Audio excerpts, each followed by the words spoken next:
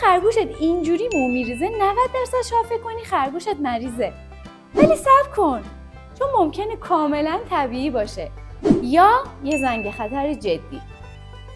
من چند ساله که خرگوش دارم و توی این ویدیو میخوام بهتون خیلی ساده و دقیق بگم که ریزش موی خرگوش کی طبیعیه و کی غیر طبیعیه. خرگوش‌ها معمولاً 2 تا 4 بار در سال دچار ریزش مو میشن که به این دوره میگن مالتینگ. بیشتر این ریزش توی فصل بهار و پاییز اتفاق میفته.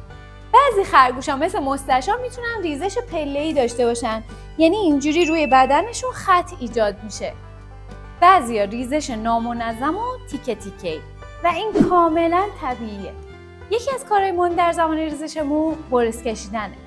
چون خرگوشا نمیتونن بالا بیارن و هر روز خودشونو لیس میزنن و تمیز میکنن، پس این موی اضافی روی بدنشون ممکنه بره داخل روده هاشون و اونجا خطر هیربال داره، یعنی این گلوله مویی گیر میکنه داخل روده و معده هاشون و باعث انسداد روده میشه و این خیلی خطرناکه. یکی از کارهای مهمی که در زمان ریزش مو میتونین انجام بدین اینه که حداقل روزی 1 بار با برس مخصوص خرگوشتون رو شونه بزنین. چرا برس خرگوش؟ چون دندونه هاش ریز و ملایمه و به پوست حساس خرگوشتون آسیب نمیزنه. پس روزی 1 بار حتما خرگوشتون رو شونه بزنین تا موی اضافی روی بدن خرگوش رو جمع کنه قبل از اینکه خرگوشتون شروع به لیسیدن کنه. برای خرگوش پرموتر شونه کردن رو روزی 2 بار انجام بدید. مصرف فیبر و آب کافی توی این دوره خیلی حیاتیه، چون به حرکت مو توی دستگاه گوارش کمک میکنه و خطر انسداد کمتر میشه. و تا جایی که میتونین میوه و خوراکی‌های شیرین رو کمتر کنین. اگه لکه‌های تاسی، پوست قرمز و پوسته دار دیدین و یا خرگوشتون بی‌حال شد، اینجا دیگه قضیه فرق میکنه. شایع‌ترین علت ریزش‌های غیر طبیعی میتونه استرس باشه.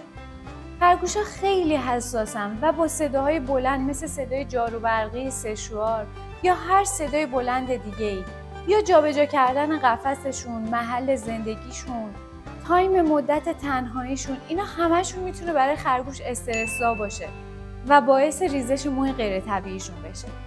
تغذیه اشتباه و کمبود فیبر هم میتونه یکی از دلایل ریزش باشه و یکی از دلایلی که فقط دامپزشک میتونه تشخیص قطعی بده انگل و قارچه. خرگوش‌ها عرق نمیکنن، پس گرما براش میتونه خطرناک باشه و باعث ریزش مو بشه.